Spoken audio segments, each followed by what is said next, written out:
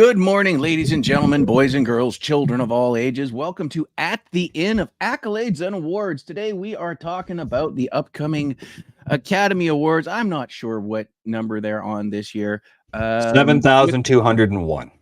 97? Motion pictures have been around for quite a while, so I believe 96. 96. Yeah. That's actually kind of impressive. Hopefully we're around to do the 100th because that's a hell of an anniversary. With me as always, you can hear them, you can see them. Mike and Sebastian, gentlemen, how's it going? What's going on with you? Well, my cat's in my lap as per usual. So Is your cat gonna give us a show in the middle of the... usually, yes. Okay, that's why I'm here, man. That's what I'm waiting for. She usually licks her vagina. I mean let's be honest. Thanks for clarifying that. Seb. We would all give her a shot. Jesus. Oh my God. You know, it is what it is. Yep. Yeah. So- I mean, if it was humanly possible, I feel like our alone time would be a whole lot different. So before we get too deep into this whole Academy Award thing, we got a big upcoming movie. I've had a discussion already on some of the business practices surrounding this. However, one business practice surrounding this that I'm kind of not sure on. Dune Part 2, highly anticipated. Guys, Guys, should call it Dune Part 2. Dude, I heard it's a 10 out of 10 movie. That's what I've heard too. You know It's what? one of the best sci-fi movies in like the last decade. I've heard it's as good as Empire Strikes Back. That's where they're comparing it to in quality. You know what? Have you either of you seen the first part? No. Yes, I have, and I loved it. And when it ended, all I wanted was more. So that's the sign they're doing. Mr. Villeneuve is doing something right. I mean, yeah, you gotta. Okay. Where the hell? I don't know. I have to IMDb it. Oh God. But go ahead, keep talking. Well, you've distracted me I'm now. just waiting for this cycle here. So check this thing out. So I mean, and it's been going on for 20, almost 30 years now, where you get film specific souvenir popcorn and drink cups, right? Like this thing started in the mid 90s. Let's take a look at this particular bucket, and it costs $25. Just looking at it makes me uncomfortable. This made me lose my appetite for popcorn. So I bought the Dune popcorn bucket, and it costs $25. Just looking at it makes me no shot that I would buy this that. made me lose my appetite for popcorn. That's so gross. That's a whole thing. That is a whole thing. That is a marketing fail if I've ever seen one. Is I mean, it I know what they're though? going for. I know what they're going for. It's just uncomfortable for me to stick my hand in something like that. I would be like, ah. Yeah, we've kind of had suspicions. Easy. Wow. Easy. Jeez Louise. However, I mean, and here's the other part to this. If you just bear with me for a second, because you know that this is where it's going to happen. Where did the button go? I'm all over this today, boys. God. The hamster wheel in your computer and your head are not the turning preparation by the three of us for today's episode is real. My God. You bought it. And for those of you Oh my God. listening to us on demand, it's a gentleman. His face is blurred out, holding the bucket, standing next to the popcorn, It's wearing a shirt Matthew. that says, It's actually Matt. It's actually. So "I'm let's just just here be to honest fuck here. the popcorn bucket." Yeah. No. Yeah, You can tell it's a shorter-haired individual. Well. Short, dark hair. That does remind me of somebody, but you know what? We're just gonna. Yeah, this popcorn bucket, guys. I don't know. That's a design that somebody went, yes, let's do this and sell it for $25. Yeah. That's why you don't go to the theater and just watch shit at home. Well, I mean, I enjoy going to the theater. It's just So do I. fucking expensive. Yeah. It's You go. I mean, as we've said before, you go to the theater for specific movies. You don't go for a lot, like you don't go just to watch a movie. You go to watch a specific movie, aka Avatar in IMAX or Top Gun in shaky seats, whatever those called, the D-box Yeah. seats where Mhm. okay, so I went to see Tenet in the D-box seat, and after 5 minutes of watching that movie in the D-box seat, I'm like, I have to turn this off, man. I can't fucking concentrate on this movie because it's a movie you have to pay attention to. And I'm sitting there like getting jarred like this. I'm like, I don't know what is going on in here, but this seat is pissing me off. Yeah, Do you like the D-box seats? I've never paid to sit in one. Yeah, it's not my thing. Just let me recline. And I appreciate the fact that we have better seats for that now because Yeah. it used to be straight up and down. And I remember when Cineplex decided that they were going to recline all the seats in Colossus, and it took, I believe, 2 months. They had I didn't do it. I had too much other stuff going on. But two buddies of mine did do it, and it took them months with a ratchet and a wrench. The two of them went to every seat in every theater and reclined it like the 3 inches it would go back. Well, It was awful. the nice thing about those seats is that you can actually turn it off, but they're extremely large.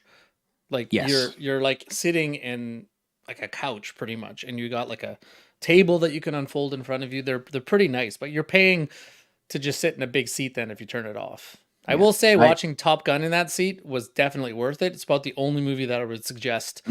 Well, it's like any of Getting a those shaky movies, like seat. yeah, it's like anything that's flying, kind of, or like say like something like Gran Turismo would have been Mhm. That really would cool, be good too. Yeah, right? A race car kind of race- driving movie, like those types of movies Yeah. are perfect for it. But that's about the only application I Yeah. see. I mean, Sarah Yeah. doesn't hate the haptic seating, apparently. I've never sat in it. I do remember having a discussion years ago.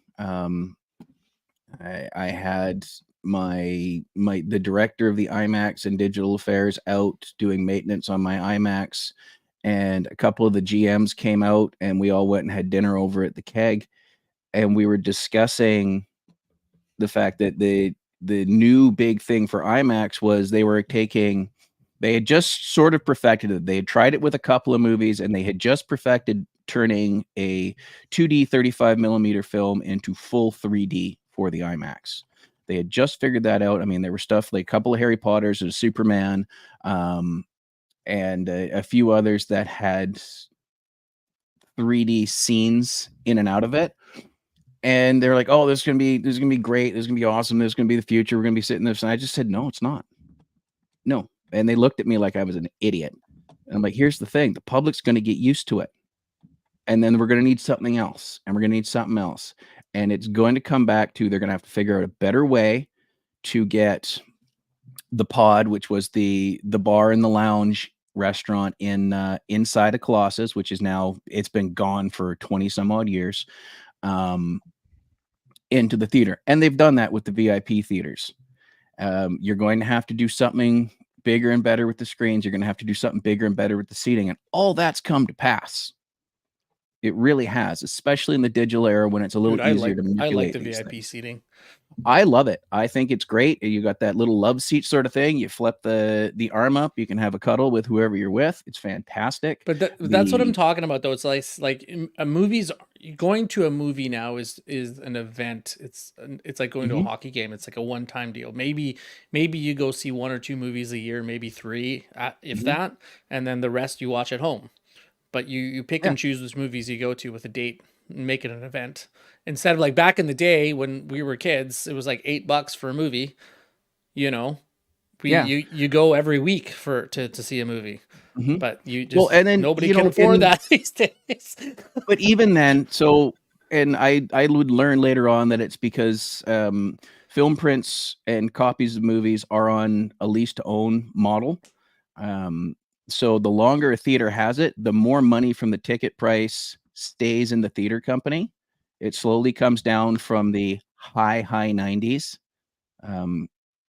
And when we were out and about and doing stuff in the mid to late 90s, what was the thing we used to do all the time? It was either the You $5 used to go to Tuesdays. Seven Mike's video Cheap store and Tuesdays sit are there back after too, by hours the and way. watch movies. Hell yeah. Or we would go out to the older theaters in New West and Coquitlam and it was $2 Yeah. for entry because Cineplex owned those prints now. They just needed to charge a little something to get you through the door. The snack prices were the same, but you could go out there, drop a toonie down on the counter, get your movie ticket. And we saw a bunch of stuff repeatedly because we had nothing better to do on a Tuesday night. But Or you don't even Thursday. need to do that anymore. I mean, if you like, do they even have old theaters that play old movies anymore? I don't even know. We have No, one but here, but the ticket, yeah, they don't. But ticket prices are lower on Tuesdays again. Yeah, but like back in the day, it would be a year before you could see that movie at home. Right now, a movie comes out within 3 months of the movie hitting theaters. You'll see it on a streaming platform, If that. if that, or you can even buy it on a streaming platform instead of going to the theater. So you can spend the $25 to like buy what the movie ticket price would be on some of the, some of the Oscar movies have that available right now if they're not already on free streaming, or not free, but like the streaming platforms. Yeah. So yeah, it's just a different No, era, it's, man. Like you go out for a movie with a date, it's $100 for the Oh, two of God, you. yeah. If you factor in the ticket prices, you get a couple drinks, some popcorn, and let's be real. I don't share my popcorn. You're getting your own popcorn. I get my popcorn. Don't even Right. reach your hand in my popcorn because I will slap it. I will I whack mean, it and go get your own popcorn. I think with that new Dune bucket, maybe Seb's having somebody feed him his popcorn, just Yeah, like peeling grapes. You got a little fan going next to you. You're all laid It's out a on the dick in a two seats next to you. box. Never mind. But yeah, I don't know. It's the theaters are an event, and it took a while for me to start going back because I mean, when I left Cineplex, I still had some friends, so passes were easy to come by. But before that, I had the ability to run my own films. I had an alarm code and I had keys, so it took quite a while for me to go, I'm going to pay for the thing that I got for free forever. But I have started going back. I pick and choose. I don't. I sometimes it baffles me as to why certain things are set up certain ways. We'll get into that later on, but it's a whole thing, especially if you got kids. It's fucking expensive. Like if Yeah. you're trying to take, like for us as a family of 6 to take the kids out to movies, was real expensive.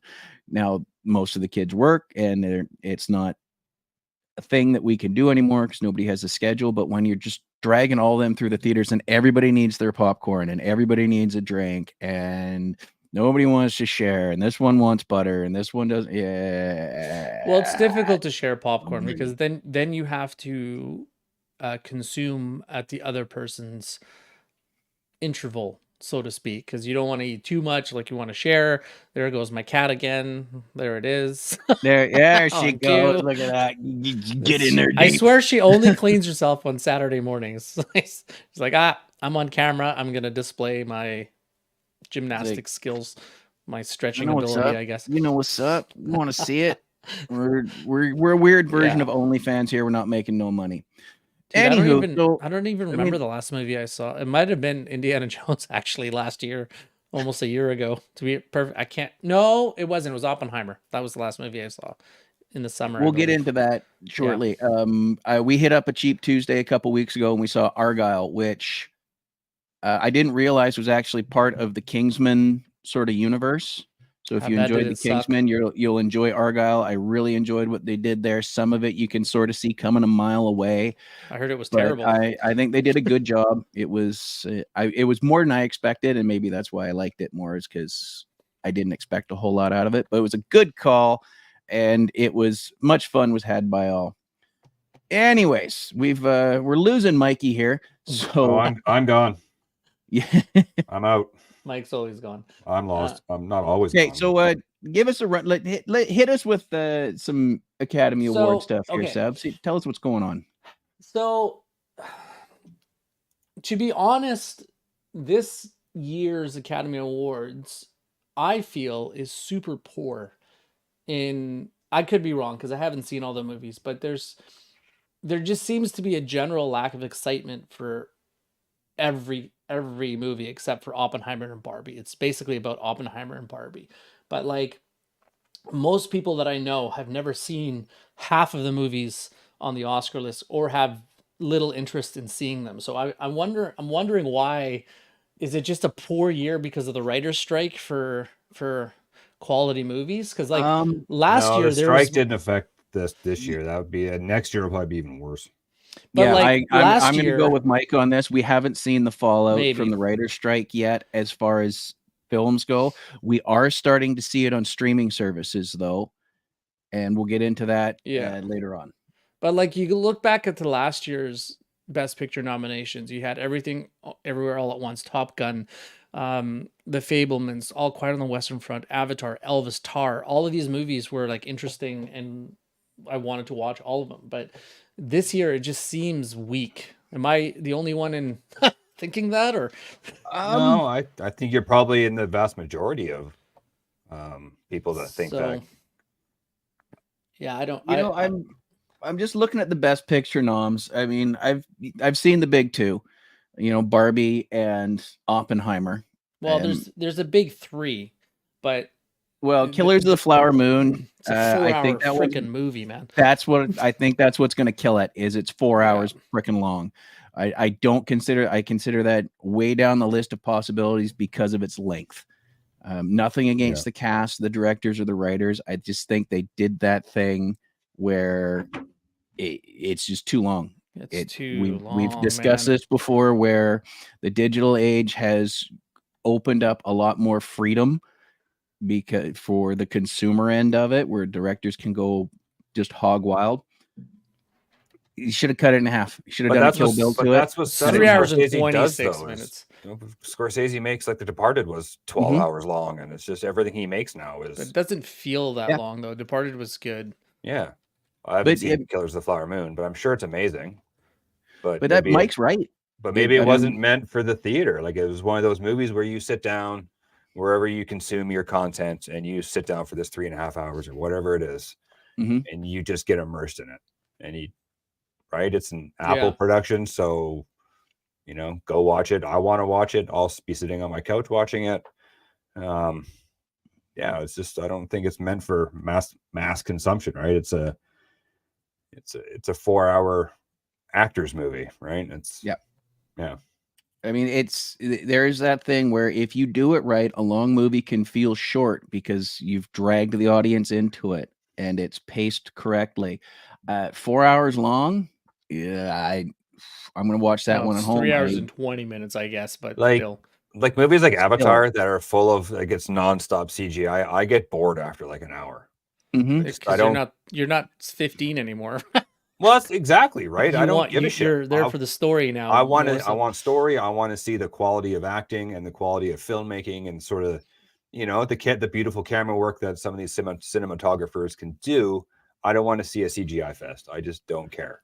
That's just my personal opinion nowadays, but maybe I'm getting old. I don't know. I want more. If I'm going to watch a movie, I want more out of it. Yeah, I agree with Mike. CGI is great. I think it's a crutch that a lot of films are just getting on, and they don't need to. It's been my complaint about the last 2 Indiana Jones films. It's like we didn't need certain shit in there. What? You didn't need the refrigerator flying through the atomic bomb? No, that is quality at its best. I like the Caddyshack-esque gopher joke in the car chase through the jungle. Yeah, fair enough. Fuck off. And superhero movies are just absolutely the worst with it because they're taking a good story and they're ruining it in the last act. I'm looking directly at you, DC Comics, and your universe. And Marvel's not, and everything Marvel that comes out now, I'll throw that. Yeah, Marvel's not immune to it either. They're no better than DC now. But they're the story quality, I believe Marvel is still doing better. It's just so heavily sat on the fucking CGI. And superhero movies do kind of need a little extra, but don't lean on it like you're a drunk leaving the bar at 3:00 in the morning and it's the friggin' railing. Tell me a good story, and if you need to make a man fly or a beam come out of somebody's eyes or hands or ass, great. But it's just too much. I think I think we hit max level with Avengers Endgame. And after that, it was just, oh, this works. I'm like, no, it doesn't. Anywho, so Mike, you've seen 15 minutes of one of our best picture noms. Yes. Which one and what did you think of it? It was Barbie. It was on the TV last night. Jolene, my daughter, was watching it. We were getting ready to go out, and it was on, and I don't know. I do want to sit down and watch it because from what I saw, it's actually a fantastic movie, right? Like it just looks really awesome. good. And so what did you see? What 15 minutes? It sounds like you walked in the middle of it. I walked in. It was the beginning of Ryan Gosling and Simu Liu doing their dance number with, I don't know, stuff, and then there was sort of the Barbies were looking on at all the Kens taking over everything, and it was. Oh, that's like near the middle, near the end part. Then. Yeah, is that where he was singing? I'm just Ken. Yeah, and yeah, that's what the song got. They got nominated. Yeah, for that. and looking at him was making me feel like less of a man, and I was just like, wow, I'm like, I can't even be in the same room as this dude on TV, but that's okay.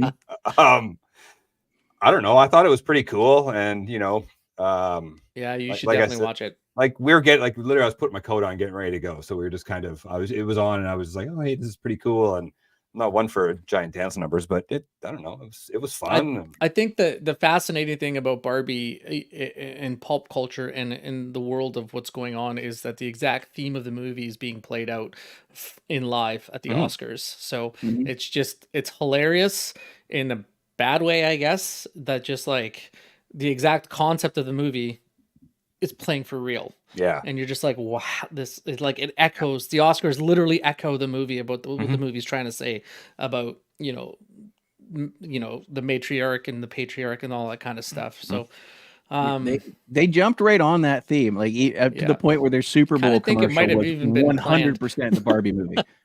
So it might be the best satire that has come out in decades. Oh, I don't know, man. American Fiction is an amazing satire.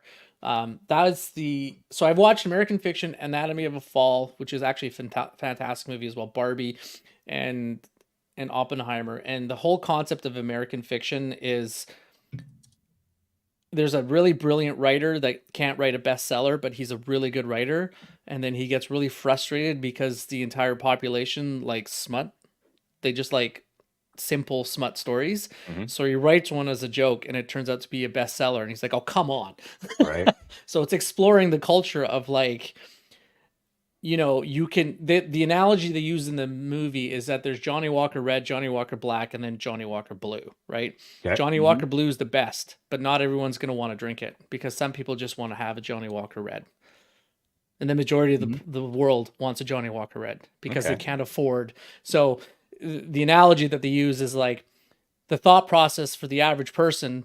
Yeah, you can give them something deep and influential and thought-provoking, but the majority of the people reading or watching a movie don't want to go there. They want the easy thing. They want the happy ending. They want the cliche. So interesting. It's just fascinating how like that movie, that satire is like an echo of how the arts work in the world.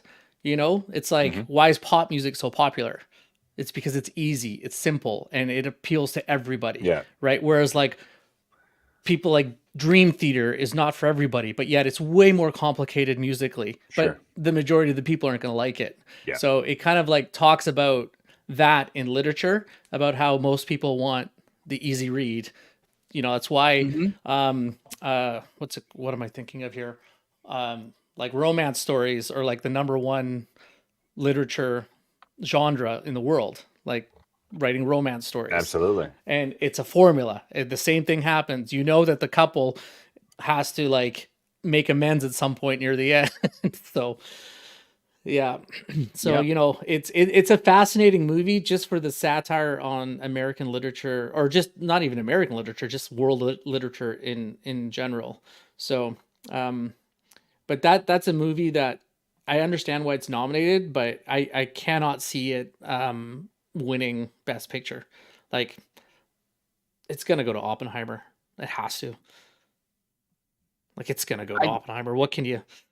It's not going to be Barbie. It's not going to be Barbie. I'm telling you. I'd love to see Barbie do it. I think it would be a massive coup. Sure.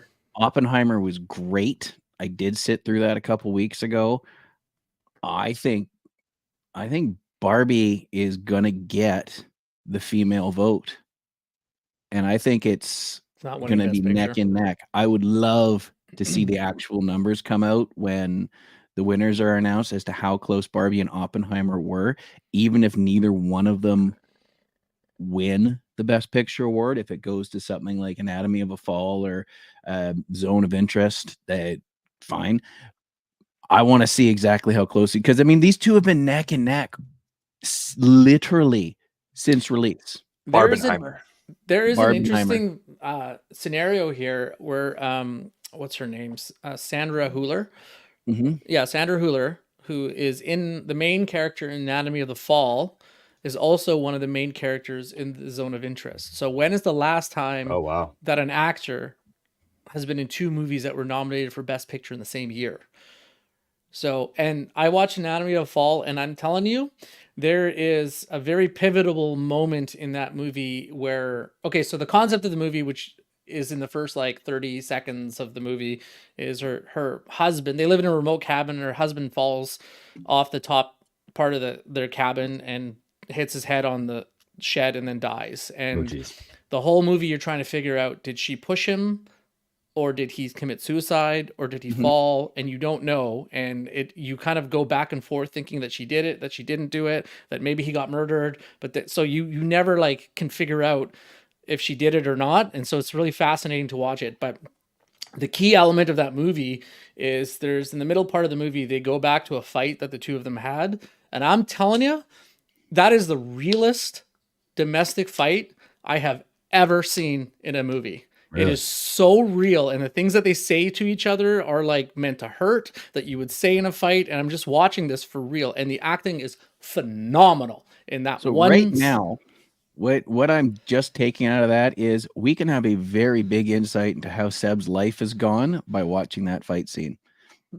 Well, you Oh. could, yeah, but it's and everyone's going to relate to that because Sure. it's like Okay. it's people. It's her and her husband fighting basically for a good like 5-10 minutes of the scene, and the son is recording this on his phone the whole Oh, time. God. That's why That'd it's be- used in court, because it's that'd be a playback. doozy. Yeah, because Right. they're kind of like on the rocks basically, but it's Yeah. just like the way you say something and it's taken the wrong way, and you know they flip it on you, and you're just like, Yeah. I can't believe you're using that against me. You know, it's just it's actually phenomenal, the one scene. So but the only problem with Anatomy of the Fall is you have to speak French to understand the movie, because it's about 60% in French, and when you put Sweet. the subtitles on, the subtitles are in French for the English parts. So, because she's Oh, a German that has amazing. moved to France to be with her French husband, and then they speak English to the two of them as like a common ground. But she can speak French not very well, but it's in France. So it's like the whole movie, like 60% of the movie is spoken in France, and you're like, I wish I knew what they were saying. Right. But it sounds like an amazing movie. It's though, eh? actually a pretty good movie, yeah. So so anyone that's a French English speaker is gonna probably love the movie. But for me, I was like, I had to look up what was going on in the scene at parts, so it kind of sucked. But Okay, so Yeah. one of our eagle-eared listeners has corrected you. There Okay. is a whole article in the Hollywood Reporter about actors that have appeared in 2 Best Picture nominations in Send the same it. year. I want to know. I haven't actually Marshala researched. Ali, Janelle Monáe, Stephen Henderson, and Sanaya Sidney in 2017. They all appeared in Hidden Figures. And then it sort of splits up to Moonlight as well, I believe Okay. was the however, here's a big one, and I can't believe you didn't pick this one out. Tom Hardy in 2016. Dunkirk and Mad Max. Okay. It's funny he got nominated for an Oscar for Mad Max. No, I think it's the Yep. Best Picture nod, right? Was it I just think picture? we're specifically talking about Best yeah. Picture. I'm pretty sure. Yeah, it has to be picture because he didn't say anything for the whole movie. Yeah, and it's so there's a whole list here. Matthew McConaughey has been in there as Interesting, well. okay. Tom Wilkinson in 2015, McConaughey in 2014, Walton Goggins in 2013. So I mean, it's not super common because we are skipping years, but it's definitely a thing where you're clearly doing your best work. And Yeah, I guess when you're dialed in, everybody wants you. Yeah, So and you're then getting you- calls for good projects consistently. and then I you guess. get in there with other people that are dialed in, and best picture is not just because of one actor or one director. It is everybody involved, from names above the marquee to the carpenter that builds the set, right? Like we've discussed this on many other podcasts where if one department is not on the ball, it's going to fuck up the whole damn movie. Like we were just discussing CGI, overdone CGI, bad CGI will ruin a good story real quick. So it's not common that you get people that on the ball across the board. And it's a rare thing when you can sit down and watch two best picture noms and see the exact same people. I mean, it's still a hell of an accolade, because how many films come out every year? How many films are nominated every year for this? I mean, we got 1, 2. Well, there's 10. 10 get There's nominated 10 for this best year. picture per year. Well, every year it's 10. They changed Well, that a couple I years don't. ago. Is that because that's It's been like increased that over the years. it never used to be, but a couple years ago, I don't know how many years, but they increased it to 10. So it's been 10 for like at least the last 3 or 4 Oscars, I Yes. think. So I have a Yeah, question there's for a you lot guys. to watch last year, and some of it I want time back for. Like I'm Wow. considering suing the makers of at least one of I those liked films I sat Triangle of through last year. Sadness. I don't know what you're talking about. Yeah, that's 100% the one. I still So I need have a to question. See, I still I have need a to see question for you Tar. guys. So Barbie is nominated for Best Picture, correct? Yep. Last year, Top Gun was nominated for Best Picture, right? Yes. The year before, Spider-Man: No Way Home, was that nominated for Best Picture? I don't know. I don't think so. I feel like I should. I feel like I'm disappointing friends and family at this Okay, point. You're by just not knowing. more importantly, you're disappointing me. Well, I mean, it's a day ending in Y, Mike. You and my parents. So I'm the just trying to support group see if meets on there's Thursdays. a There you go. theme I'm there. here. So is Bad Boys for Life nominated for Best Picture? I hope not. What about Avengers Endgame? I believe Black Panther was, right? Panther Black was. Panther, I believe, Yeah, was. for Yeah. sure. What was. about Star Wars: The Last Jedi? No. Oh, it won. Okay. It's just I had a theory that like the highest grossing movies of the year all like automatically get nominated for Best Picture, but I don't think that's the case. No, I don't think that's the case. Like, But obviously, usually Avatar is different, but yeah. Actually, Avatar lost out to Top Gun, did. apparently. So, but that's really? yeah. Yeah. Well, but Top Gun, we've all talked about it. It's a different sort of different meaning for that movie because it sort of it saved Came humanity at the right time. It saved humanity. Let's just put it. Tom Cruise is our savior. Yeah, I mean, he is the theater Jesus, unlike Ryan Reynolds is the Marvel Jesus. Tom Cruise is theater Jesus. That's a good line. Yep. I mean, I think down the road we're gonna have to get into a deep dive on Mr. Cruise's career, and we'll look at that and some of the gaping holes in our schedule. Yeah. I can't shake the fact that I think Barbie is gonna grab. It's gonna win the female vote this year. Because of this right here. It's not satire though, you guys. It's literally like that for women in life. I agree. And I 100% agree, and I did not agree with the satire, so screw those other two guys. I'm making a prediction here that America Ferrera is going to win for Best Supporting Actress, and So that will be the Barbie nod for that. She's awesome. And I was looking at Lily. I haven't seen the movie Killers of the Flower Moon, but I have to assume that it's going to go to Lily Gladstone because she, it just seems that that's the way it's going to be pointed. But after watching Anatomy of her Fall, I would not be surprised if Sandra Hüller gets a nomination because she was excellent in that movie. Excellent. And now it would be funny. Well, it would be funny if Ryan Gosling won as well for Best Supporting Actor Barbie, because then that's oh my god. Did you Yeah, see you him know when he what? won the I think was it the Golden Globe or the People's Choice Award? I can't remember for like best Mhm. song. And he just kind of looks there stunned, saying like, are you kidding me? So And he Hey, probably was you thinking, "Are do you kidding me? Like, what the hell?" you do good work, and especially where you got to be singing and dancing, you never know how that's going to turn out, right? Like it's like what but I did a whole bunch of other stuff. yeah. You know what? It'll look good on the resume and it'll look all right on the bookcase. So we're just gonna grab that sucker and move on. Thank you very much. That's cool.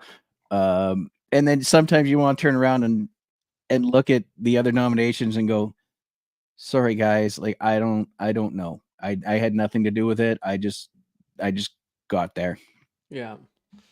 I And he was a song and dance man beforehand. Like he goes back to the days of the Mickey Mouse Club, right? Like he was in there yeah, but with Timberlake and you don't Spears, relate to and him as a singer dancer anymore. You relate to him as a phenomenal actor. you do, but just because he doesn't do it doesn't mean he Yeah. doesn't have the skills to still do it He's well. got the chops. I mean, yeah, Yeah. he does. He really does. And he was on Star Search before that. So I mean, the guy's one of those talents. Like he may not have the music career Justin Timberlake did, but they both came out of the same thing through the same sort of path. Like Gosling, didn't have the boy band thing, but he's done okay for himself. He really has. What's the Jack Reacher actor's name again? Alan. What's Alan? What? Alan Richardson. Did you know he was on American Idol? No. Seriously? I can. I'll pull it up for you right now. Yeah, let's cool. pull that up. Let's give Seb. While Seb's doing that, I was watching American Idol the other night actually with the fam. Were you? Yeah, I'm not big on these kinds of shows, but I don't know. The three judges are awesome together, like Katy Perry, Luke Bryan, and Lana Ritchie. Like they just have this. They're just awesome. Of course, Katy Perry is Katy Perry, but Love together, Katy Perry. yeah, they're like I don't know. The show's good. Like I thought I'd say that. Like I've been watching it off and on forever, but it's really good.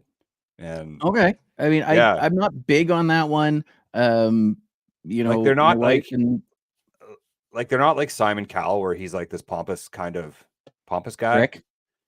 Sure, asshole, whatever whatever, right? Like this guy, like I'm better than all of you, like because they're all they're musicians first, and they are portraying themselves as musicians first. And I think it's I'm sure the show is not as popular like ratings wise anymore, but I don't know. I think we're missing out having actual musicians who write their own music be judges and really just judging, because they're not like judging because back in the day all these like the pretty people would always sort of go through and the diamonds in the rough would never get their due. These three bring out those diamonds in the rough, and they want those people that aren't the prototypical looking person that can sing, right? So it's I don't know, I think it's pretty cool. It giving everybody a voice that deserves to be on a show like that. Yeah. I mean, that's my rant. So I hesitate to bring this up, but I'm gonna, because you hit on something that I really, really agree with. Is it's weird that we don't have proper musicians anymore. Right. So I didn't know that a very popular R&B singer released a country song. She released a country album. The whole Sweet damn album, Jesus. brother. Yeah, it's a whole damn album. I was told that I was listening to the song last night, and I listened to it, and I'm like, okay, I don't think it's going to go on my Spotify playlist, but I've heard worse country music from artists that have spent their life doing it. But correct me if I'm wrong, doesn't this artist have everything written for this person? That's exactly where I'm going with like it. It's a room of writers saying, hey, let's put you in a country setting and you can make a country record. Yes, country. I love country. And yeah, that exactly. Right. It's very common. There's songwriters, there's millions of them, right? That's can't really shit on her for doing that. But she's arguably one of the biggest pop stars on the planet. Oh, I don't think it's arguable that she is a tremendous star. Right. It's like she is a Tay and B is Beyonce. Yeah, we're talking there, right? Beyonce. For those of you that haven't clued in yet, we are talking Beyonce. Beyonce is a good singer. Well, absolutely. Not a great singer. She's a good singer, and she was plucked out of her band, her group. I hesitate to call them a band because I mean it was just a girl group. Given the spotlight, she ran with it. She did really well, but she has the money and she had the backing when it started to have really good people around her feeding her material and helping to cultivate her image and her shows. Sure. Sarah strongly disagrees with good singer. I'm not saying she's a great singer, phenomenal singer. She's good. She's above average. Basically, what she's doing is a version of karaoke where she's just memorized the songs. It's her support crew that has done this for her, and I think this country album proves it. It holds its own. She's got her legions of fans. She's doing her She role still writes well. most of her music, though. No, but Yes, even in the country world, she gets credit. 90% She gets credit credited as the lead writer for for pretty much all of her and music. There have So- been multiple incidences of people coming out and going, "It's horseshit." She changed one note. well, it's like And saying because she has Ozzy the writes money songs. and she has the husband. But the She gets reason there's music so many industry writers insight. on her music is because she takes samples of other music to like incorporate into her song, right? So she credits those writers of the specific samples that she's taking, right? So I mean, there's like, as I'm reading this, there's like one song that has 25 writers on it because she sampled so many different things and put them together, right? So I mean, and honestly, I don't believe she lifted a fucking finger other than maybe being in the studio. Well, we'll leave that and as then your others opinion will. because I think I disagree with that. But Okay, fair enough. 'cause especially in the country world, every artist has writers. Like, what's his name? Married to Faith Hill, Tim McGraw. He doesn't write his own songs. Millie does not write his own songs, and it's Celine Dion doesn't write her own songs, right. So I've hit a nerve, and she's either for me or against me, and I can never tell. She's also won the most overproduced, Grammys no out of any range, artist. So tries to hit notes know. and she can't. Leans on her background singers. Decent dancer, pretty, but great at marketing. I'm listening to Texas Hold'em right now. I don't know.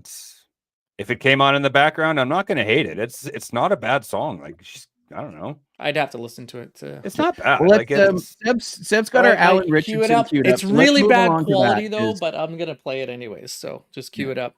All right, here we go. Sorry, Alan. Can I just say before you start, thank you. Ooh, pre-gas, Thank Alan you for Richardson putting a too. little smile. Oh, you put a smile on Paula's face. Come here. First time we see the smiling, Alan. Oh, God bless you for that. God, Paula. I am single, you know. I'm shoot. There was this one guy in Atlanta. Well done. His name is Alan Shoot your Richardson, shot. and he's totally hot. Randy and Simon decided to leave the table and let Alan sing the whole audition to me. Now listen, I'm a amazing. professional, and it didn't sway my decision much. You are the sunshine of my life. That's why I always stay around. You are the apple of my eye. Oh. Forever you'll stay in this heart. I think that's low Okay, enough, that's Alan. enough. Thank you. That's enough. That's enough. Good for him. Banged after the show for Look sure. at that. Right? Holy No, doodles. Paula, let it go. Dude's the man. He's my hero. Yep, the humidity went up in that room at one point.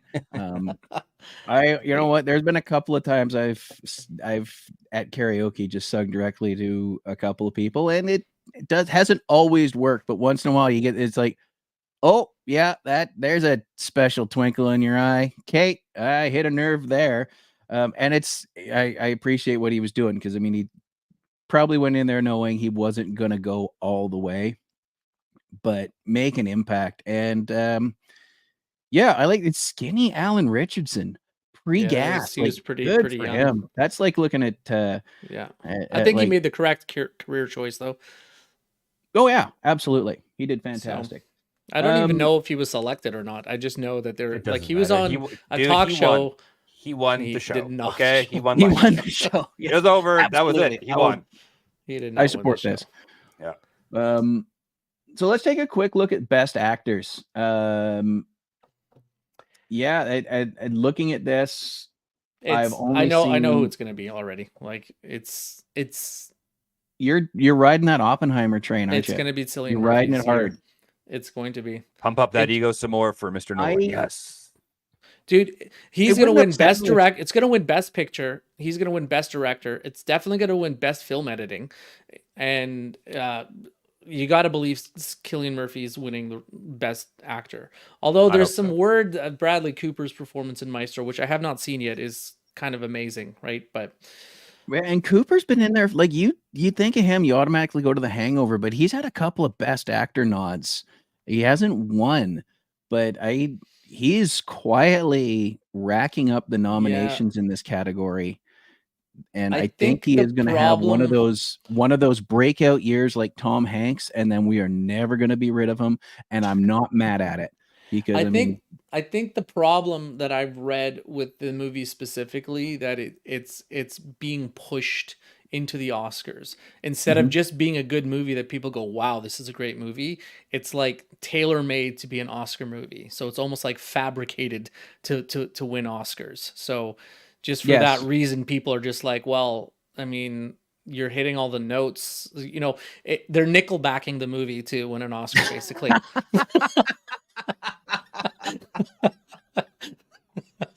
Do you know what I mean? So that's what I've Yeah, heard they've- about the they've- movie. I haven't seen it, so I they've- can't make a comment. they see the code in the Matrix, so they're just making Yeah, points of it. that's right? exactly what they're it's doing. no different than This is what we're supposed to than a do. Bond Instead of movie. This is the formula, this and is you the know formula. that has happened. I just think it's one of those things. This may not be his year, but I think Bradley Cooper's going to walk off with that, and we are going to be watching him do amazing stuff. Just like when Tom Hanks first won for Philadelphia, everybody's like, Tom Hanks in this movie playing a what now? Yeah, but And it impressed people. He won, and then he won for Forrest, and he's never looked back. Tom Hanks is in a movie, people go see it. But I think Bradley Cooper's on that path. Personally, I'm not going to disagree with you with this Cillian Murphy thing,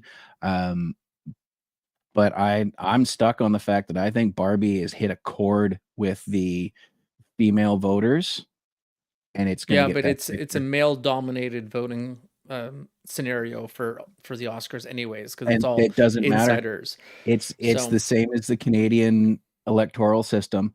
You're going to have a split vote in the men down the line, and I think most of the women are going to jump on Barbie.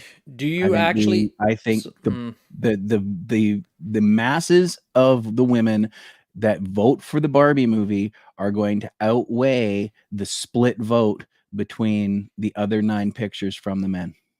But I just want people to vote for it because it's in fact a better movie instead of the narrative of what the theme of the movie is. So I feel like a lot of people are going to vote for the movie because of the theme of the narrative. But the question is it actually a better movie than Oppenheimer? So that's going to be the debate. So does it hold your interest? Is it more thought provoking? You look at the movie. You From look Sarah. at I am. So you look at the acting from Oppenheimer, and every single character in that nailed their role. It's such a thought provoking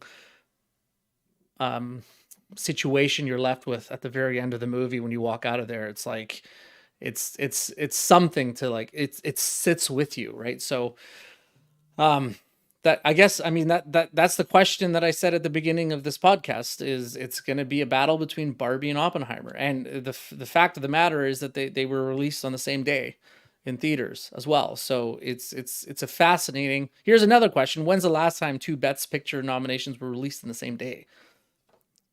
Correct me if I'm wrong. They were released on the same day, correct? They were. No, day and date. Yeah. So, and see, while Sarah had more thoughts and feelings about Barbie than Oppenheimer, I had more about Oppenheimer because it is a crazy topic to talk about, right? And it's just like, you're creating an entity that can feasibly end this planet. So, how do you humanize it? How do you get Oppenheimer to be liked by the audience when he's creating something so terrible? So, you know, it's two different themes, I guess, but yeah. Can I give you guys some voting stats of the demographics of the Oscar voters? Absolutely. And Mike, your wife is watching. It's fine. And she's calling me out on some shit there. Good. Well, you deserve it. She has a solid point. I'm not think- saying that people are going to vote for Oppenheimer because they don't want to vote for Barbie or anything like that. It's Well, I totally agree with my loving wife. Yeah. Like best performances. I don't think Barbie has a bad performance in it from anybody across the board. I agree. I think it's a fantastic movie. I think it's go give me the stats. Let's get into Mike's stats here. I'm interested to see this. So, well, I'll go back to 2012. We'll start there. Okay. So the demographics in 2012 of male and female voters, it was 77% male and 23% female voters, which is fucking dumb. Like, give me a break. That is it should be 50-50. In my opinion, it should be 50-50. Well, they take the like the insider executives that are in Hollywood and give them the vote, right? Part of the problem is because they're all crusty it's fucking not dudes. balanced. It's not 50-50. We need balance. So last year, it goes up to 2022. It was marginally, when I say marginally better, it was 67% men and 33% women. Well, it's getting better then. It's not even not even close. So, you know, you get the crusty boys club are still going to be dominating everything, and that's just until that gets rectified. The Oscars are I don't know. I don't want to say bad words about the Oscars, but no, I understand where you're going with that. I mean, a popularity contest, man. That's all it is, right? It is run by not corporate, but you know, bigwig assholes that think they know everything. Well, talking about Leonardo DiCaprio, he should have won an Oscar for so many different movies, but they don't give Oscars for portrayals of anti-heroes, right? So he didn't win for Wolf of Wall Street, which I thought he should have because he was absolutely amazing in that movie. But he won it when he played it was the Revenant, and that was the stupidest, and that movie was awful. But they gave it to him because he needed to get an Oscar because he deserves one, right? Which so the is second, bullshit. I agree. It's the same. I think that's overlooking his work in that movie. I agree with Mike. The movie was but was not. The book was good. Didn't deserve to be in a Best Picture. You know what he should have won for? You know what he should have won for? What's Eating Gilbert Grape? It was on TV the other day. Yes. In my opinion, that is his best performance because he is not anything close to being Leonardo DiCaprio. But they're not going to give him an Oscar for that because he's not an established actor, right? So yeah, he was fresh off of Growing Pains when he did that. Right, that's fine. There's a lot more politics that go involved. There's so much function. politics that are involved in who they choose as the winners. It's not just like they don't actually look at it and go, "Who was the best actor in this bunch of movies?" Well, then that's the fundamental problem with the Oscars then. Absolutely. It's the same with the Grammys too. They don't actually look at it's there's a political thing that they do at the Oscars, I believe, you know, and then that's why I think Cillian Murphy has it in the bag because he's done so many great performances for so many years in so many different movies that they finally give him the movie in a lead role that he nails as Best Picture. It's Christopher Nolan movie. He's going to get it. I'll be surprised if he doesn't get it, to be perfectly honest with you. Yeah, same. So just looking at the list there, you know, I can't argue with Cillian Murphy getting it. He did great in it.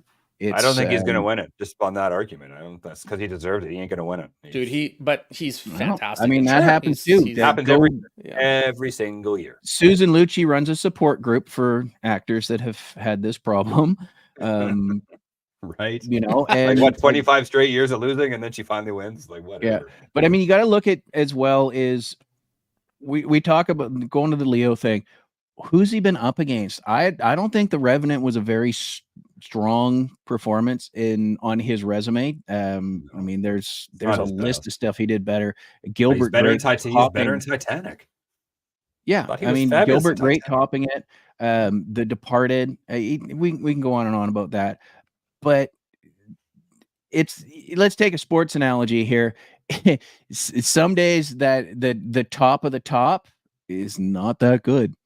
I mean, you might be the best team in the league, but if everybody else was batting 500 for the entire time, then it's it ain't that your performance was mind-blowing. It's just that the competition was not on the ball. And that's probably what happened with DiCaprio and The Revenant that year. He just had stronger competition when he was nominated for other stuff. Let's see here. We're damn near an hour. Mike, what Academy Award? I don't know. What category that we haven't discussed interests you most? Are we talking songs, special effects, Music. screenplay, director? No, I don't know. I have to pull up the list, but cinematography has always been a thing. Just, the way things are shot, how things are shot. Like I said, I haven't seen any of these movies, so I really don't have I don't have anything really not constructive to say, but I don't want to sound ignorant because I'm admitting I haven't seen or done anything for these. But cinematography, I love, for me watching a movie, how the camera's positioned and all that mumbo jumbo really interests me. And so, but again, I'd have to look up the I would. I'd say So, Oppenheimer as you're probably has the edge in that too. probably, visually 100%. stunning, man. That Here's movie. what we're looking at, and this is interesting because I mean it's the Academy Awards, so you see the same films pop up over and over and over again. Why? Because everybody was on point. So we have Oppenheimer, Killers of the Flower Moon, Maestro, Poor Things, and El Conde, which is a Netflix production, but so is Maestro. So that's interesting to me. But I mean, I guess they both released in theaters because I believe that's a criteria. They may have changed that though with the way things are going, especially those COVID years. Question. You know what? I can't disagree with the cinematography in Oppenheimer. Dude, and none of it was CGI'd. Yeah. And you're like, well, how'd they do the atomic bomb? It's all about angles and stuff like Sure. that. Yeah, absolutely. They had big explosions and small explosions, and then they manipulated the angles and stuff like that. But well, didn't they just call Putin to borrow one of his nukes, and then they just say, "Can you just set it off over here, and we'll film it? Because don't worry, we'll shout you out. It's fine, it's all good, Vladdy." Filmed on location into Ukraine. Fucking dickhead. So Jesus, yeah, I'm gonna get canceled. I'm gonna get killed. So yeah, you are. But that's yeah, I gotta. Nice knowing you, Mike. Yep. Hey Keith, thanks for joining us, buddy. Hope you're doing well. Cinematography is always, I think it's underrated for what it really brings to the film. Mm-hmm. Dude, a cinematographer is a freaking scientist, man. Mm-hmm. They pull images and tone in the color tone out of just decades of research and knowledge. So I don't know if you've ever been on a film set with a cinematographer, but the director goes, I want this, and the cinematographer basically orchestrates and engineers the lighting to give you the effect. It's quite something to behold when you see a good cinematographer working, because they know exactly how to light a scene for whatever tone the director wants and colors they want. So what was the movie with oh my god, what was her name? I think it was Catherine Zeta-Jones. Okay. What the heck? Entrapment? No, she was like a drug runner or something in that movie. Entrapment. That's what I was trying to think of, was Entrapment. That's funny. Yeah. Well, I mean, she had that. I'm gonna look that one scene. Yes. That's coming out in we're all in our early 20s and late teens. Yeah, buddy. Oh yeah. Michael Douglas. A good use of lasers, if you know what I'm saying. So yeah, I was a big fan of Michael Douglas until he married Catherine Zeta-Jones, and then for some reason I just started fucking hating the man. The age difference is pretty. Well, pretty you know high. what? Traffic. That's the movie I'm thinking. Oh, of. Traffic. So, yes. Okay. So that was a good one. Yeah. So the cinematography in that movie is very distinct from what I remember, because it has different. Godmother. Well, that's the one I first saw, and I'm like, no, that's not it. But like, because I'm there's gonna have to watch that. it follows the stories of different characters, right? And so from what I remember, and I could be wrong, I could just be making this up, but I feel like the tone of the movie is different based on what character is being portrayed. So like they totally, have a different wash and tone for like Catherine's character versus Michael Douglas's character versus Don Cheadle's character. The other movie I can think of which had phenomenal cinematography was Mad Max Fury I was Road. just gonna say That Fury is Road, yeah. visually stunning, man. yeah. Like it's a masterclass. It was, I watched that a few weeks ago. Also no CGI in that movie. I No. I would have liked that one to have focused a I little think. bit more on Max himself, because Max was really a side character. Well, he had 10 lines or something. But that's something we can get into. Dude, he was when in the movie for like 95% of the movie. And he's, but he wasn't pulled really it. doing anything. He was He pulled driving it a in- car, Matt. You shouldn't be talking, and you should be focused on driving the focused car. on the Was road. he? He was obeying the distracted driver rules. Furiosa driving it. Probably right. Yeah, Yeah. because he wasn't Anyways, strapped to the. I don't know. I liked the movie. Just like there was, it Yeah. took a couple watches to figure it out. Let's quickly, since we've just hit an hour, hit on a couple of other subjects or other categories. Best director, Martin Scorsese for Killers, Nolan for Oppenheimer, and then Anatomy of the Falls, Justine Triet, Yorgos Lanthimos for Poor Things, and Jonathan Glazer for Zone of Interest. Zone of Interest. That's an interesting No, I one. think it's going to be Interesting. a dead heat between Scorsese and Oppenheimer, or Scorsese and Nolan.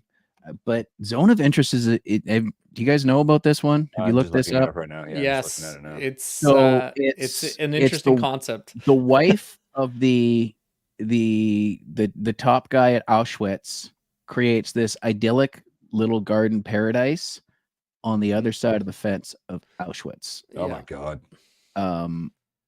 It's Very definitely yes, an that's an interesting topic. concept. I would call that directing that. That's a dark horse candidate to me. I mean, yeah, Scorsese's Scorsese, and not to gloss over him, because at this point he's kind of like the Beatles of directors. Like, yeah, it's Scorsese, it's going to be good, but then you get into it, and it's like, oh no, it's Scorsese. And Oppenheimer's the big dog to beat in the yard this year.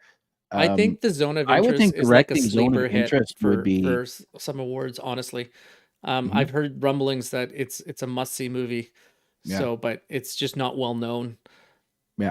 Most people don't even know what it's about. So, Yeah, There's so a trailer I going right now. want to sit down and watch that one. I get I don't know, with stuff centered around the concentration camps, kind of gives me a queasy feeling in tell me in about the it. pit of my stomach. I've only ever seen Schindler's List once because I was forced to go and see it, Yep. and my uncle got really mad when I said I didn't want to go. dude, our whole school went to see Yeah, it. we went to see it. Yeah, in school. that's when I saw it. Yeah. That's when I saw it, and I was saying I don't even want to go to this, and my uncle Right. got fucking mad. It was and he's- hilarious how like when we saw it as a class, like the first 15 minutes, nobody was paying attention. People were throwing everything around. And then at some point, even though we were 16 or 17 years old, I can't remember how old we were. I don't even think we were that old. I think we were in No, junior we Yeah, were in no, North Delta High, I think. we would have Where been were we in? we would have been 16, 17, because I remember Okay. Yeah.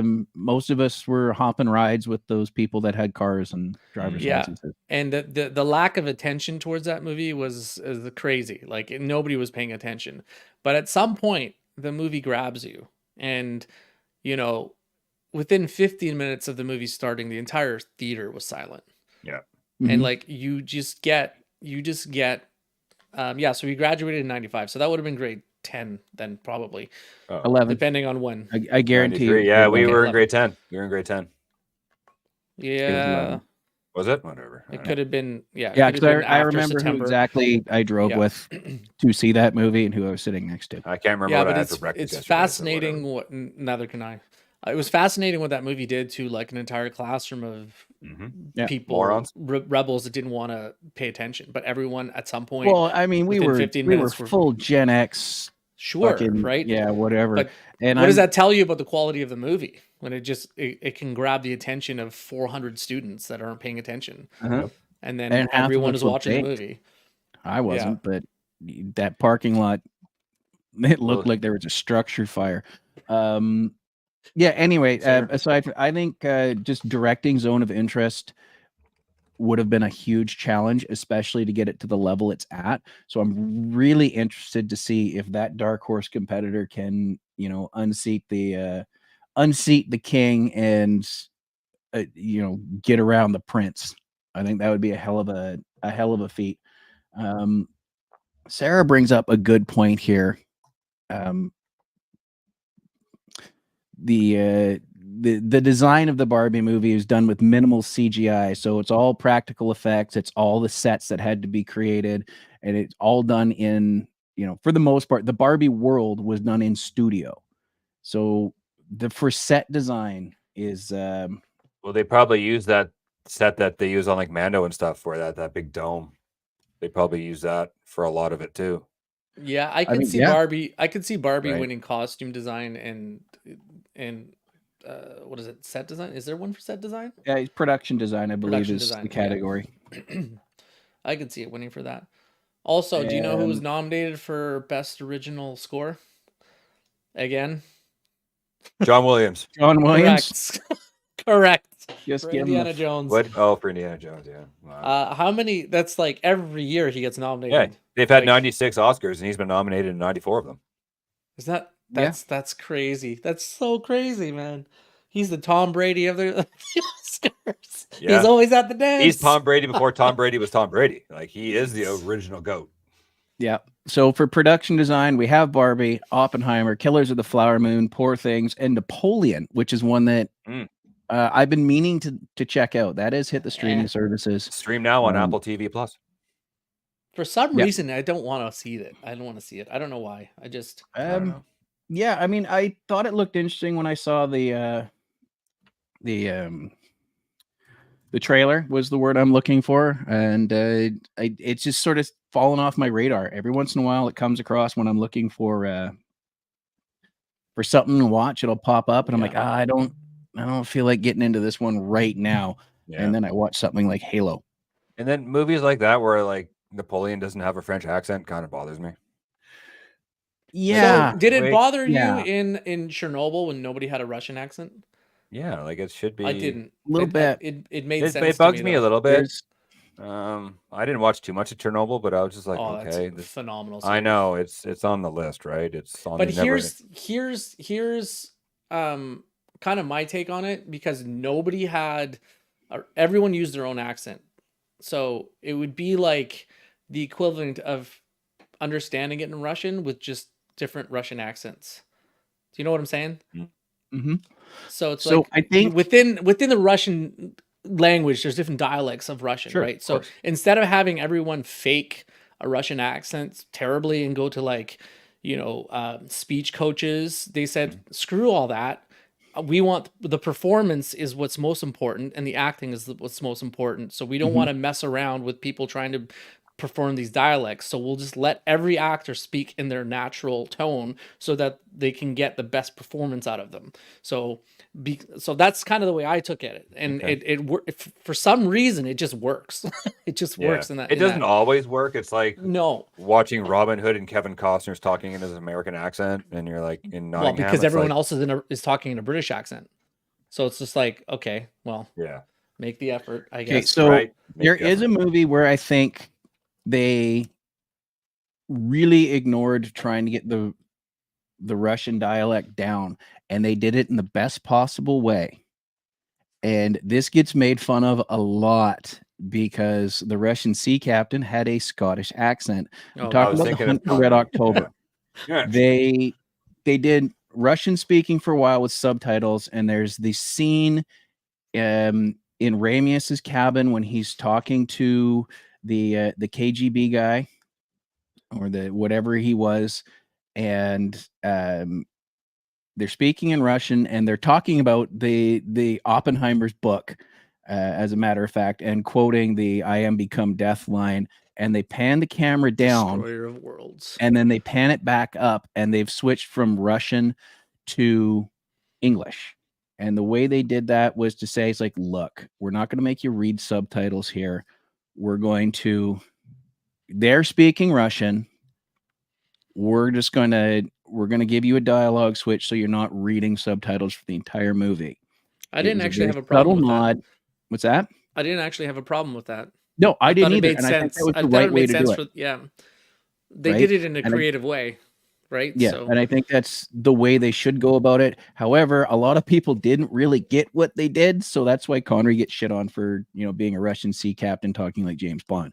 But I thought that was a creative way to do it, and it was, it's like the comic book thing where you're reading a different language in a comic book and it's in parentheses and there's a little notes like translated from German, Russian, Japanese, whatever, but you're reading the English words. And I think that was the best live action way to go about it. I think it should be used a little bit more. Just because I'm old now and I Yeah. don't like reading subtitles that much. I like reading subtitles. So you can't see what's going on. You're like Yeah, you reading the can. bottom, and you're like, "What the Turn your hell's going brain on?" on. No, Mike's correct. I mean, Right. your brain stops processing it as a certain Yeah, and it just sort of as a separate thing after you a just few sort of see it minutes. all together.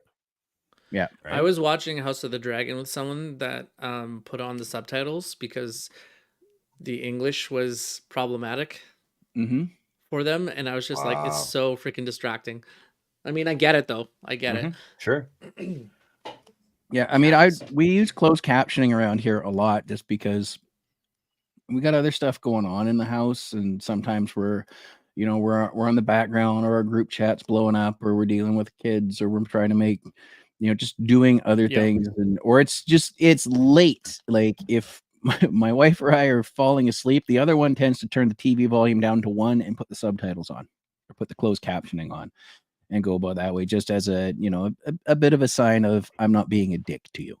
So Yeah, I just turned it up. I would turn it up on you. yeah, I mean Asshole. we've had our issues with Asshole. that around here, and we've just decided to go this way because divorce is expensive. It is true. Yeah. It's a very expensive way for her to lose 200 pounds. And I'm So- sticking with 200. I don't care what the scale says, it's broken. I guess we can probably ask one final question, and Yeah. what do you guys think should be the best picture winner? I'm going with Barbie. I think it's made a statement. I think they've taken a very difficult concept to put on screen, and everybody involved knocked it out of the park. And that's not. There's your wife. It's sorry, I'm laughing because my wife is apparently paying attention today. Either that, or she heard me start talking through the wall behind me. That's No, possible. no, you're not a dick. That That's would messed be up. mean. Yes, exactly. I mean, that's gimmick infringement. I would have to sue. Yeah, I'm going with Barbie. I think just the whole production, everybody knocked it out of the park. I think it's got a phenomenal message. Yeah. I think it's different than anything we've seen to date. Yeah, I'm not gonna be upset if Oppenheimer wins because it is the big dog in the yard this year. But yeah, I kind of feel the same way. I think Oppenheimer's going to win, Mhm. and I think that it deserves to win. But if I wouldn't be mad at all if Barbie won over Oppenheimer. Like Mhm. I think it's like a 1A 1B yeah, for movies. Like it's I enjoyed Oppenheimer more than Barbie personally, Mhm. but I'm not going to tell you that Barbie wasn't a phenomenal movie and deserves to be in the conversation for best pictures, because it absolutely does. So yeah, I'm actually so interested in the Oscars because I want to see this go down, Mhm. just for the drama of it, and like just if Barbie doesn't pick up any Oscars, or it picks up a lot of Oscars, or there's going to be some sort of dialogue involved about Oppenheimer Yeah. versus Barbie on the Oh, yeah. Monday for sure. Oh, God, yeah. So I I mean, don't I think they think- can win either way by what they decide should win in all the categories. I think there's going to be drama and conversation about Oppenheimer winning or Barbie winning this, Oppenheimer winning that. I just, and just fascinating. Yeah, I think I think the only category that would upset me is if Barbie didn't win for production design. I think they put that one not just out of the park, but over the wall and into the bay outside for you San Francisco fans.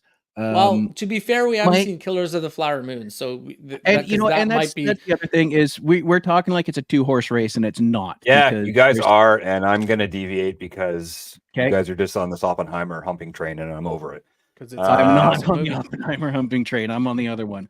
I think But Barbie yeah, should go for it. win. I want Barbie to win, but I think Killers of the Flower Moon is going to win. Okay. Yeah. But I haven't that's seen one any of I'm- them. I haven't seen any of them. I got no horse in any race, but I think Oppenheimer's not going to win, and it's going to be this huge controversy, and it's just going to be this thing. It's gonna Has be a Christopher thing. Nolan won a Best Director? I don't know. I think so. I think Maybe. I think he won for Inception. Okay. Or because if he- Interstellar. Because if he hasn't, then I feel like he's going to win Best Director for Oppenheimer. Because guess what? They got to give it to him. They give one to Scorsese. I think Scorsese's body of work's a little more impressive than Nolan's. It's just my opinion. Uh-huh. 100 I times agree. over. But, 100 times I mean, over. Nolan's also half his age, Mhm. right? Like Scorsese was been cranking stuff out for a long time. Him and John Williams go back to the Oscars #1. He was nominated for Best Director for Dunkirk. He was nominated for Best Director for Dunkirk. Yeah. But he hasn't won a Best Director at all. Okay. There we go. So I I was feel like just trying to he's look going to that get up. it. Yeah, I think he'll get director, but I think Flower Moon is going to win Best Picture. Well, okay, so it won. Oppenheimer won Best Director and Best Picture for the Golden Globes, just to give you an idea. Sure. But they don't necessarily follow the Golden Globes, but sometimes it's No. close. So yeah, it's a different voting criteria. yeah, So yeah, it's one of those things. I mean, it's not a 2-horse race. I mean, these are definitely it also won the Critics' Choice Award for definitely Best Picture and this Best is Director like too. the Ali Foreman. This is Sosa and Maguire. This is Hogan and Savage. Like these two films are linked like that rises to the top. because they did so well and they were released day and date. I think that it's just one of these rivalries that will never go away, and they're completely different films. Yeah. Like you could not get more polar opposite. It's just I'm just fascinated by this narrative. Absolutely. Like that's happening here. So All right, gentlemen. yeah. Since I guess we've covered everything, Mike's about ready to murder us both, which that's usually the end point. I mean, really, that's Yeah. That's how we know when to stop. yeah. So we're gonna switch some stuff up. We haven't quite decided on our topic for next week, but keep an eye on our Facebook page, and we will be letting you know what we're doing. We're just kind of debating pre-show where to move some topics around and mix it up because we've been pretty heavy on the screen stuff this year so far. So we'll see what else comes up, or we might do more Oscar predictions. We don't know. We'll see. I sure hope so. We'll figure it out. Keep an eye on our Facebook page. We will let you know. Thank you, everybody, for getting up and enjoying your morning with us. A bunch of super fan as always. Sarah, Keith, Josh, who was out there, and of course our wives who popped in and very rarely show up in the comments. Thank you, ladies, for doing that. We appreciate your support, both emotionally and financially. See ya. I have one thing to add before we go. Oh, absolutely. 99% dropping on Monday. I have yet to finish editing it. Mandatory music will be out first. We did episode 0. It's just a little intro to who we are and what we intend to do. But yeah, it should be dropping every Monday moving forward for as long as we feel like doing it. And yeah, stay tuned for that. Fantastic. We're very excited. We recorded a little some during the week, and it was fun. It was and I'm learning how to mix and shit, so I'm hoping it's going to sound good, because I am as newbie gets when it comes to and for the first time in Mike's existence, he re-listened to a podcast that he was involved in. Right, because I've never listened to anything we've done. Yeah, it's it's hard for me to listen to my own voice. I totally get Yes. it. Yeah. I Right? totally get it. And It's very difficult at first, and then it you just is. get Yeah. used to it after a while. It's because I'm like, that's what I sound like. I'm like, oh, okay. Yep. But yeah, So I've listened to a couple of them back. I don't normally, and for those of you, with the exception of a couple of early episodes where I could not get around some copyright issues, these are live to tape. Mhm. There is They are no difference correct. between what you see live and what ends up on Yeah. the on-demand streaming. So So it's fun. I'm gonna spend probably this evening finalizing everything. cool. Because I listened to it in the car with the wife for about 10 minutes yesterday, and the levels weren't where I wanted them to be. So I need to, because I think that's the ultimate. That's, to give it a Metallica reference, that is the ultimate test. Lars Ulrich said it in a year and a half in the life of Metallica in 1991. You put it in the car. If it sounds good in the car, it's gonna Dude, work. you're right. Right?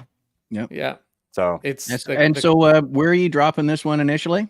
it should be Everywhere. going out to everywhere. To everywhere? Okay. Everywhere you can find a podcast. I don't have the list in front of me, but it's basically going to be everywhere. Cool. Everywhere. Apple, Spotify, yada yada, all those other ones I can't remember the names of. Okay. Yeah. So Yeah. Apple and Spotify are usually the big two, because I mean we're Amazon Prime.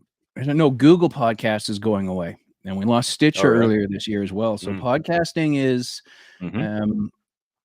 we're losing some venues. Anywho, Yeah. we'll talk more on this. We will post links to Mandatory Music Monday on our Facebook page, so Yes. you can find Yes.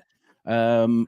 I am getting season 2 of Enforcing the Fundamentals with Doug Nice. Harding sort of under wraps. We're just looking at topics to get into and recording times, because retired people just tend to want to do what they want to do, and Right. that's fine. They've earned it. So Absolutely. yeah, Mandatory Music Mondays are going to drop on Monday. You keep an eye out for that, and So zero. I'm looking forward to it. I'm looking forward. well, we to got hearing rid of it. the Mondays. It's just mandatory music, It's because just there's a mandatory music. possibility we might not be able to do it on Mondays. So Right? Because we it just kind called of, it it mandatory was, it music. kind of, puts a real hard cap. Like, holy shit, I got to get we this. have to do it for Mondays. So 'Cause we do it things can happen, Tuesday, Easter right? or something. Life happens. So Getting busy at work, kids, blah blah blah. And we're gonna aim for Monday drops. But Yeah. Yeah, I mean, hey, it doesn't matter when you record it. You can schedule drops. Right. So I Yep, just it's gotta, true. make it so I'm happy with how it sounds. Because So be on the look for that in 2026. pretty much. maybe 2029. Yeah. 26 is way too close. Buddy. Come on. No, Mike will get it done. He's gonna I'll get pull it that done. shit. All right. And it's a good learning curve for me too. I really enjoy Yeah. like sort of, I don't know, trying to be a producer of things. And I made a fun Yeah, I intro. mean, I learned how to splice songs together and pull things out and pull vocals out and do this and that. And this is a really fun adventure. So Yeah, it's interesting when you Yeah, get he did behind a the good keyboard and job. have to do stuff like that. So you get a little taste of what I go through as well. And yeah, it's fantastic. Good for you guys. Can't wait to hear it. And we'll be posting stuff. Thank you for sticking with us, ladies and gentlemen. Check us out. We will have a brand new addition to the At the Inn Studios To the family family. coming in just a couple of days. hopefully Good it will. afternoon. Don't worry, it's coming. It's coming up. Peace and love.